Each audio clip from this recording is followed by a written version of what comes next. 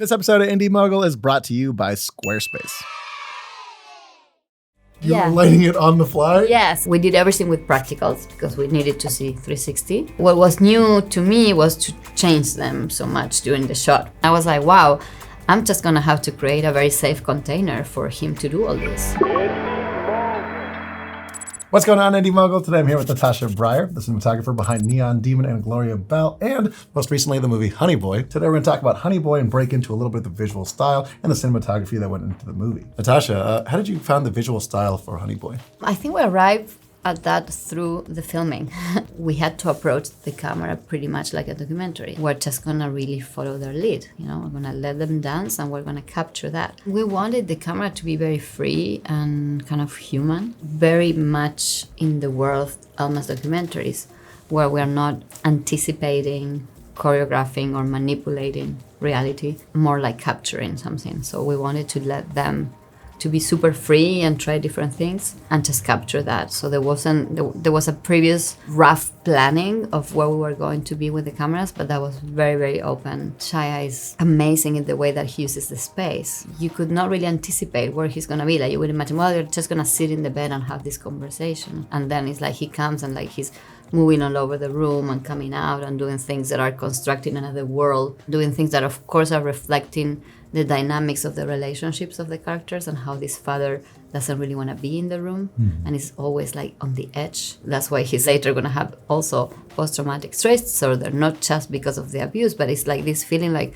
my father can leave at any moment. He's always in the threshold. He's at the door and, he's going to abandon me. Like how do I keep him? We also are aware that Shia is going through deep therapeutic process as he's filming, because even though he's been writing the script in Rehab and working on the script, we're going to be witnessing the moment where he's putting his father's skin on him and he's role-playing it. So now imagine you're in front of 30 people that you don't know. You're doing a movie in 21 days, so you don't have a lot of time, so you have to do it again. You're also going through this, intense this intensity trauma. I was like, wow, I'm just going to have to create a very safe container for him to do all this. Even if it means sacrificing the steadiness of a shot or hitting a mark or focus mark perfectly, just opening it up. I think that the priority was to capture something real, to capture the truth, which I think is what we did. I think that's the success of the movie. And even with the light, even if it's, more stylized than what it would be, still it's on the edge of realism, but it still feels grounded somehow. That means in the cinematography, though, too, you're constantly blending fantasy and reality. Is this real? Is this not? Yeah, because that's also what the movie is about, Memories. Like for Shia, because he grew up like that, there was a very blurry line between reality and acting. Am I acting or is this my real life? What camera did you guys shoot on? We shot an Alexa Mini. Mini. We chose the Crystal Express anamorphic lenses, which I also used in Gloria Bell and in Neon Demon. What about the actors moving around like crazy? I mean, did you have to shoot with deep focus? It doesn't seem like you did all the time. No. We shot with very shallow focus. It was okay because, again, we're embracing a more freestyle language that comes from documentary. Yeah. So Alma actually loved if we didn't have perfect focus all the time, because when she shot her own documentaries, she's searching. And so in that search, it's like the fact that the focus arrives later or it's not perfect. And that's what makes it feel real and makes you feel like you're there and you're discovering. Let's jump into this first scene. You ready? Okay. All right, let's do this. Play the clip. Alrighty, so what is going on in this scene? So I'm really glad that you chose this scene, because this is one of the scenes where we actually had the possibility of choreographing. And, the idea in this scene is like you start to show, okay, this is this kid, he's in a backstage, he's an actor. Finally, he meets the father and he's got this harness that is bothering him and he's trying the father to pay attention to him and help him to take it off. But the father is just trying to hit on this woman. And let's talk a little bit about lighting and camera. So the interesting thing is, because we didn't have a big set either, all his walk is all on the same place. So this is a corridor. So the first shot starts over his shoulder here. It's the one that mirrors Lucas. Yep. So he walks like this. We're behind him. Then at this point, we start to come profile. And then here, we have two guys with wheels and the backdrop with the palm trees. Yeah. And so here I have two lights like redheads, because this is supposed to be 90s, even Steven said. And so the moment that they come behind him, he gets totally caught. Suddenly there's no more reality. He's like in a He's walking Caribbean, in the set world. Yeah, in the set world. And then he keeps walking. The guys keep going, you know, the lights go off. And then we're back to reality again. Yeah, so we see that it was fantasy. So we're already saying we're going to play with what's real, what's not real and stuff. Yeah, and that is the motif of the movie is what's real, what's fake. Yeah, what's real, what's fake, exactly. yeah. So this we have to choreograph. I mean, first we have to decide, because we only had this little stage and we had to look like a much bigger stuff. So it's like, how do we recycle it so that we shoot it twice? So it's like, okay, at the beginning, but the camera is only seeing this. So then I'm using this other part of the set for and the then other when shot. this camera comes in, we're just seeing this, which we Yeah. haven't seen before. Yeah, And so- tell me about the lighting. So So I think here I had a stereotube that we made blink. yep. I think there was probably some windows here, so I probably just put some light so that he gets something when he's coming through, but it was pretty dark. Then when we come here for this one, for the presentation with Shia, we definitely had some sky panels, I yeah. would say, I'm not sure. This way, so it's gonna backlight them. And that fills in these two windows here. So these two windows now have some glow coming through them. This was a red light here. We see that red light back there. Exactly. So we have one practical one that is linking, and that was probably from the studio. Are those just Because light we don't bulbs? carry that. Yeah. Yeah, so probably I just found that and I was like, let's use this. I only have a few things, and I like everything kind of coming from the same side. I don't like cross Gotcha. lighting too much. Why backlighting? Well, in this case, you know, they're in the backstage, so they're like, the light is never there, you know, it's somewhere else. And I like the fact that, you know, the character of Shia's dad, again, is like, his kid is in the spotlight. His kid is the one that has all the lights and all the success, and he's in the backstage, and he doesn't have the light and stuff. So it made sense to introduce him already. In a backlight. He's not the one in the lights. Yeah. Okay, sounds good. Ready to move to the next clip? Yeah, Let's do this. Next clip.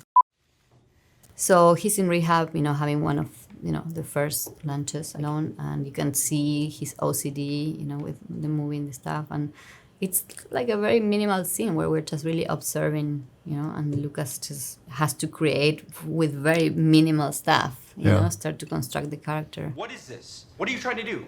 You can't have me in the room knitting for 2 hours. How are your suds right now? 70. Okay, let's bring it down. I want you to name 4 objects and let them bring you to the present Door, moment. face, light bulb. Snap the rubber band with each item. Shoe. One more. Door. This is one of the most naturalistic scenes in the movie, too.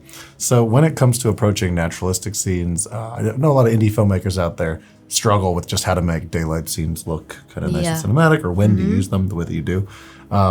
What was the plan going in for this scene? Make mise-en-scène decisions in terms of the positions of the actors and stuff to be able to have the most photographically interesting version of reality. Yeah, You know. absolutely. So this was a really difficult set, and we couldn't really find a therapy room. It was really difficult. I mean, this rehab place was great. Like, you know, you have like the nice color in the walls and stuff. Like, it has texture to photograph. Yeah.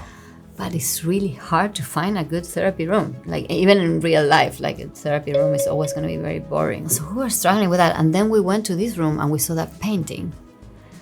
And Alma was like, this is it, you know? He can be against the painting. This is also like not in reality, like he's in a fake forest. It's the same idea that we have with the palm trees that I just showed you in the previous shot. Even present day in therapy, he's still having trouble recognizing where he is. Yeah, we're still like in a kind of mixing these two worlds. So it was great, bingo. But what happened?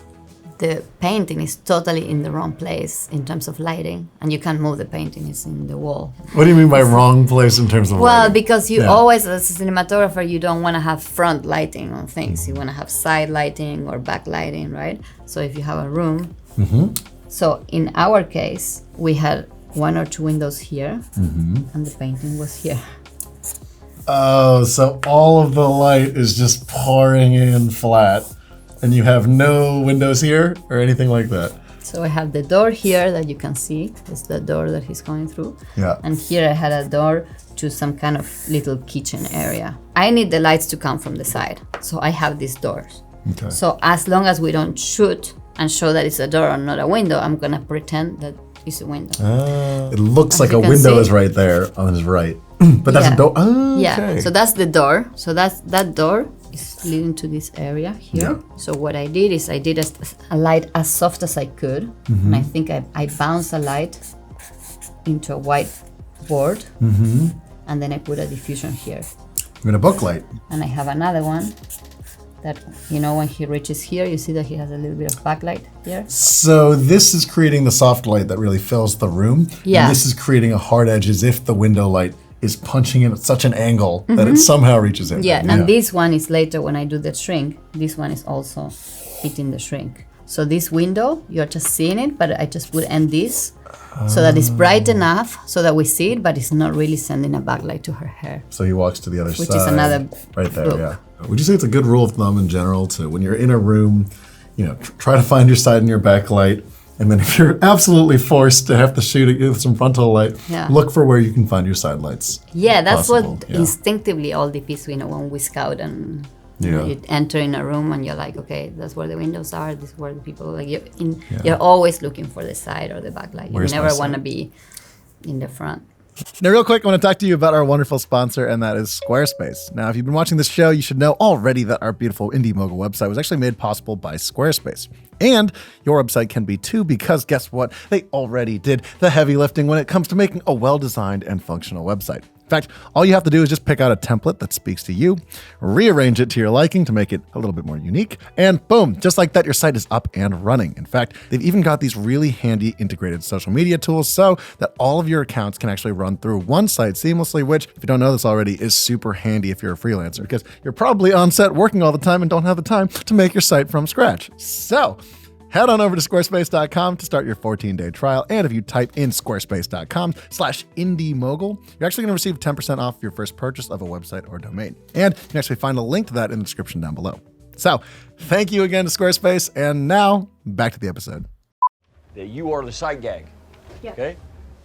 You see all those workout faces? That's your opportunity. Well, this location is the relationship, you know, they're trapped in this room and they have to make it work. It's really about the space between the characters, you know, the tension between these two characters, and the kid always wants to get close to the dad and the dad is always kind of slipping away, and it's this kind of emotional unavailability that, Yeah. you know, it's so painful for him. Sight gag and I can't see you. How I'm the fuck just does that getting work? I just What is the big challenge of this room? I know you talked about it a little bit before. Okay, but so I'm gonna make it the drawing. Show me the drawing, and then also tell me what's the hard part about this scene. There was two main challenges. One was how do you make everything look different because we're in the same room, and the other one was like how am I gonna make it look cinematic when I don't really know how much they're gonna move around until they do it, and they're gonna move around a lot, and we need to have like a 360-degree camera and all that stuff. I had to kind of come up with a system in which I was going to be able to improvise around their improvisation with the space and let them be completely free to move and not give them marks, but at the same time have a lighting that is not super flat. And so we placed strategically practical lights that were replaced by LED bulbs in different corners of the room. And we put wireless receivers and transmitters in them.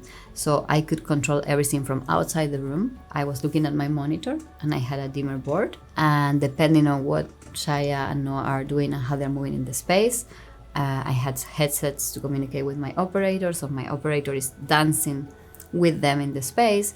And I'm kind of dancing with the dimmers. And I'm saying, oh, okay, he's going closer to the TV. So the TV is going to be the key light. And I'm just going to slowly, you know, without nobody noticing, I'm gonna fade down, you know, the light that comes from the mirror because that now is fronty. So I'm shifting it as the actor is moving, which is when you don't see it because the actor is in movement. We have the two beds here, right? So, lights.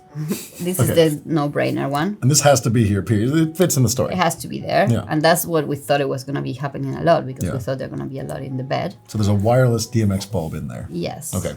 So the TV, we took everything out and inside we put a little box of LEDs and diffusion that I built for Gloria Bell. It was the eye light for Julianne Moore. Yeah. So I would put it on top of the lens on Yeah. the matte box and it was like this, and I would change colors and stuff, and it's like a very soft, flattering light. So we call it the Julie light. Then we had like a fridge and tea and whatever and a mirror. And above the mirror, there was a fluorescent tube, which we replaced by a Stera tube, which is like a fluorescent tube looking, made of LEDs. So it's okay if it's in the frame, basically. It's You okay. shoot it, it's All fine. of the things, yeah, except the TV. That the producers were like, please don't frame the TV. We can't afford to replace it. So we have one shot with the TV. So this is gonna light, it's gonna backlight, on this direction. And what color was this most of the time? This was like more greenish. So here there's a desk and it was a little practical lamp. And that was it. And then in the bathroom, I think there was a light here. This one stayed constant. I couldn't afford so many wireless, and this was like, this is not gonna change. When they're in the bathroom, they're in the bathroom. I understand that you're constantly live fading, right? So I can't ask really exactly what the lights were in the scene because they're moving all the time. Yeah. But what was the general philosophy that you went into when you were adjusting lights? The general philosophy is always gonna try to avoid front light and also to avoid the camera to shadow, because you're also dancing not just with the actors, but the camera is there, it might be shadowing. Yeah. So you try to always, if this is the camera, and you're pointing this way, you're gonna try to use these lights, and not these lights. Just the idea of you setting up these lights and like being around the corner and watching a monitor and playing the lights as if they're instruments. It's like sometimes in some movies or in some situations in the same movie, sometimes you really plan and okay, the light is gonna come from here and I'm gonna have that. And sometimes you just plan for possible things that might happen. It's too cool to look at. It was fun. It was a good challenge. Seriously, amazing work on the movie. It was so much fun to watch. For anyone else that's watching too, Honey Boy is still in theaters now. Natasha, can you sign the page for us, please? Oh my God. Yes, please. Thank you. Which color? Again, thanks to Squarespace for sponsoring this video. And start designing your dream portfolio website by going to squarespace.com/IndieMogul for 10% off of a purchase of a website or domain. Also, don't forget, in our description, we've also got a link to our podcast discussion with Natasha, where she actually talks about how she got her start and actually worked her way up to films like Honey Boy and Neon Demon. Thanks so much for joining us on the show. Thank you for having me. Good to have you. Thanks so much for watching, guys. We'll catch you guys next time. Yeah, there's definitely a feeling of when the focus suddenly pulls at the same time as an actor moving forward. You're like, oh, the lens knew that he was going to move forward. Yeah, exactly. And we had a very, very good camera assistant. So he was actually really good, even if we were improvising and stuff. And sometimes Alma would ask him to be later, she would be like, don't be so good, just go late. And the guy was like, suffering because their job is to do everything perfect.